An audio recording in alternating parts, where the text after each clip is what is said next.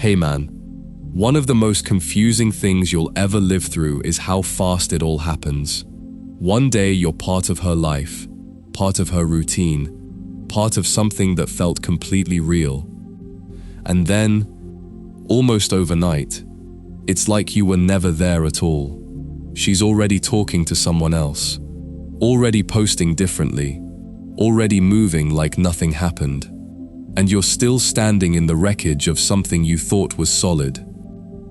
Here's what almost every version of this story gets wrong, and it's the part actually worth understanding instead of just feeling. Speed doesn't mean clarity.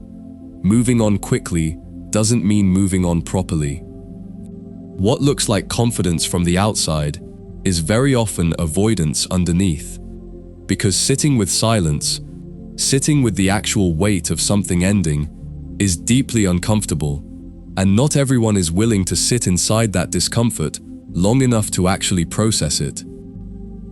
So instead of processing it, a lot of people distract themselves with attention, with novelty, with someone new who temporarily covers whatever hasn't actually been dealt with yet. That's why it looks so effortless from where you're standing. You're watching someone skip the hardest part entirely, the reflection, the accountability, the actual emotional weight of the ending, and go straight into something that offers instant relief instead.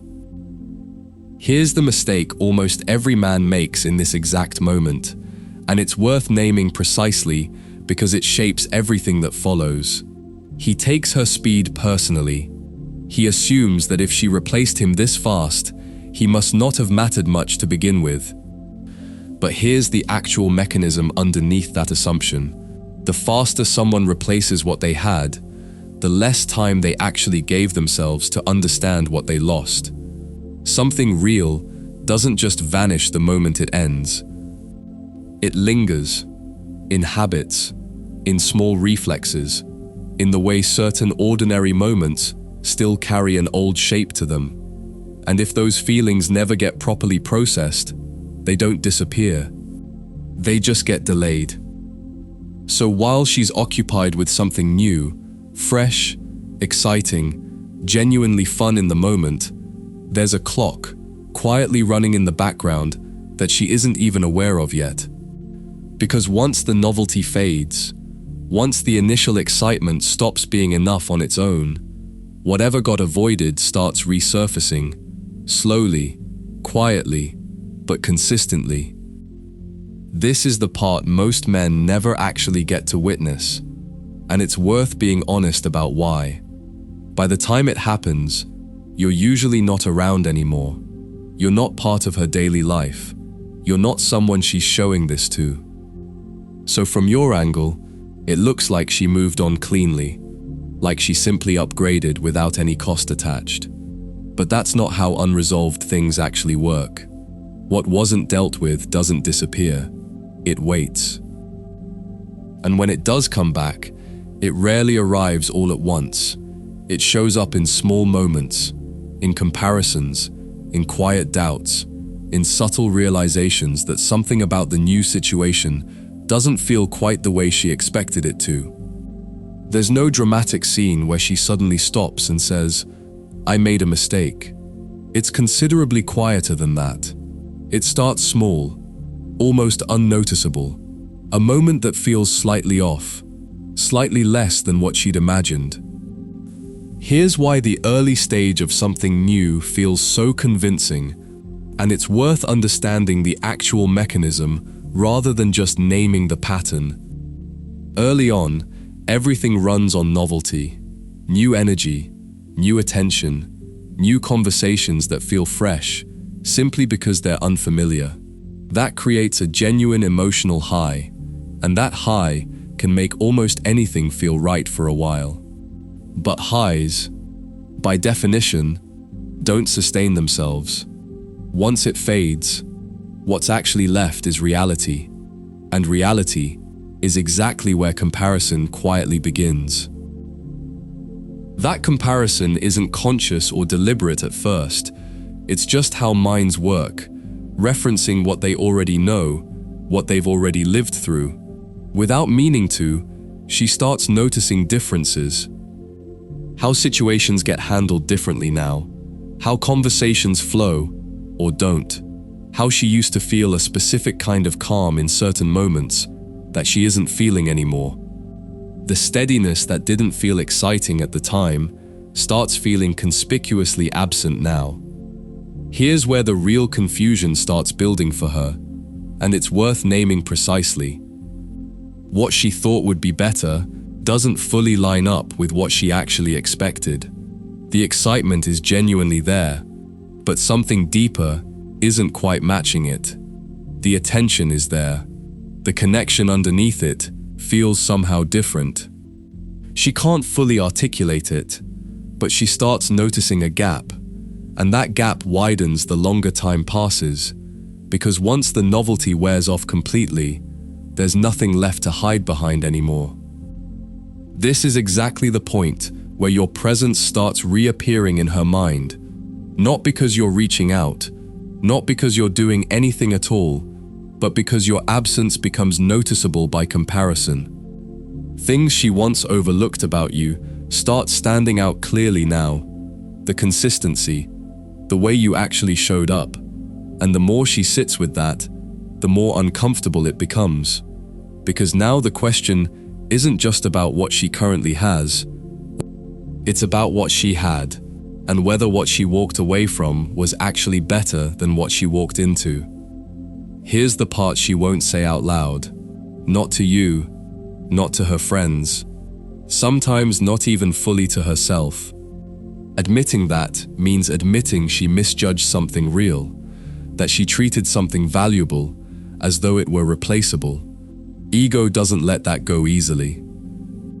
So instead, she carries it quietly, the comparison running in the background, acting completely normal on the surface, continuing forward with whatever she chose. But internally, something is shifting slowly, steadily, the entire time. Here's why doubt, once it enters, doesn't simply leave on its own. It stays, it accumulates. The more she tries to stay fully present in what she chose, the more her mind keeps quietly pulling her back toward what she left. Not through some dramatic emotional collapse, but through subtle, recurring thoughts that surface when she's alone, when things are quiet, when there's nothing left distracting her from actually feeling what's underneath. At first she'll dismiss it, tell herself it's just part of adjusting, that it doesn't actually mean anything specific. But those thoughts don't come from nowhere. They come from comparison, from expectations that quietly went unmet, from a slow, uncomfortable realization that what she stepped into isn't fully replacing what she stepped out of. And this is where something closer to regret starts forming, not as a clean, articulated statement, but as a feeling, a sense that something doesn't quite add up anymore. She won't show any of this outwardly, because from the outside, everything still looks completely fine. She's still moving forward, still engaging, still performing the version of things going according to plan, because admitting doubt out loud would mean admitting the decision wasn't as solid as it looked. Most people protect their ego well before they protect the truth, so she carries it quietly instead, continuing with her life, with a growing, background awareness that something isn't sitting right. Here's why your actual silence matters more in this specific window than anything you could say. You're genuinely not there anymore, not reaching out, not offering updates about your life, not available as a fallback she could quietly rely on. And that absence removes a comfort she might have unconsciously been counting on, the sense that you'd still be there if things didn't work out, that she hadn't really lost anything permanent. But when you're genuinely gone, that option disappears entirely, and that's exactly when the loss becomes real instead of theoretical. The longer this stretches on, the more those small doubts evolve, from something feels slightly off into a sharper, harder question. Was that actually better? Once that specific question becomes clear in her mind, it's genuinely difficult to ignore, because now she's questioning her own judgment, not just the situation. And that's when something closer to real regret settles in, not loudly, not dramatically, but steadily, sitting quietly underneath everything she does. At some point, that internal pressure stops staying purely internal. It starts pushing outward, in small, almost deniable ways. Not a direct message admitting anything, just quiet re-entry, checking a profile more often than she used to, reacting to something after a long stretch of total silence. Easy to explain away individually, but not actually random. It's a way of testing the waters without fully exposing what's underneath it, testing your energy, testing whether the version of you she left behind is still accessible the same way. Here's exactly where most men lose everything they'd built without realizing it. The moment they notice her attention returning, every old emotion comes rushing back at once. The memories, the unfinished feelings, the old connection. And without meaning to, they respond from that flooded emotional place instead of from wherever they've actually grown to since. Too quickly, too warmly, too much access handed back immediately. And in that single moment, the entire dynamic resets. Because in her mind, nothing has actually changed. You were never truly gone. You were just waiting. But here's what happens instead when the response is different. Calm, measured, not over-invested. Something shifts immediately, because now she's not just dealing with her own quiet regret. She's dealing with a version of you she doesn't fully recognize anymore, and that produces real curiosity, which pulls harder than almost anything else. Now she's genuinely trying to read where she stands, whether she still holds the influence she once did. And when she can't get a clear answer, she leans in further, not less. This is where her effort actually becomes noticeable. More engagement, more genuine questions, more attempts to reconnect that feel casual but are actually deliberate. She's no longer simply checking if you're still there. She's quietly trying to rebuild her position with you. But here's the specific difference that changes everything. You're not reacting the way you used to. Not chasing, not over-explaining, just observing how consistently she actually shows up, not just how she talks about showing up. And what she actually feels most in all of this isn't your words, it's your energy. The fact that your attention isn't automatic anymore, that your presence isn't something she can access on demand the way it once was. That's what changes how she values it, entirely, because now she's no longer comparing you to someone else. She's comparing her current position with you to what it used to be, and realizing she doesn't hold the same influence she once did. As something closer to real fear starts forming here, not dramatically, but as a quiet, genuine awareness that she could actually lose access to you completely this time, not as a temporary distance, but permanently. And this is the exact point most men never reach, because most break before they get here, reacting too early, giving too much too fast, resetting the entire dynamic right when it was finally shifting. But if you stay steady here, something changes permanently, because now you're no longer in the position of trying to be chosen.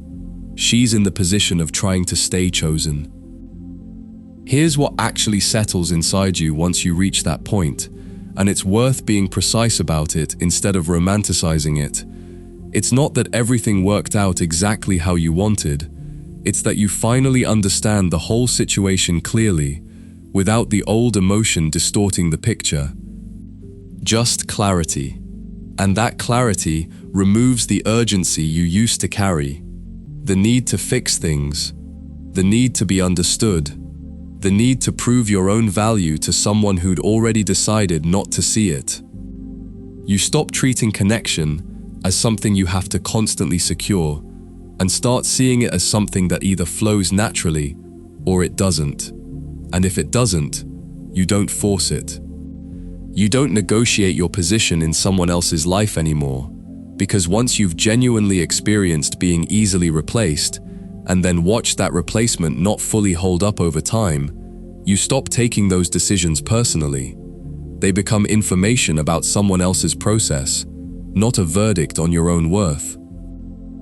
This is where you actually become different, not louder, not more guarded in some defensive way, just more grounded, more selective about where your time and energy actually go, because you understand now that not every connection deserves your full presence by default.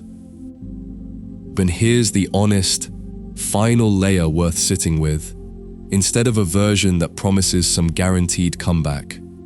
None of this was ever really about her regret specifically, or whether she eventually recognizes what she lost.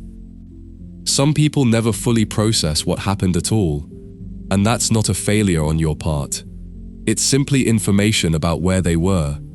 What actually changes, permanently, is you.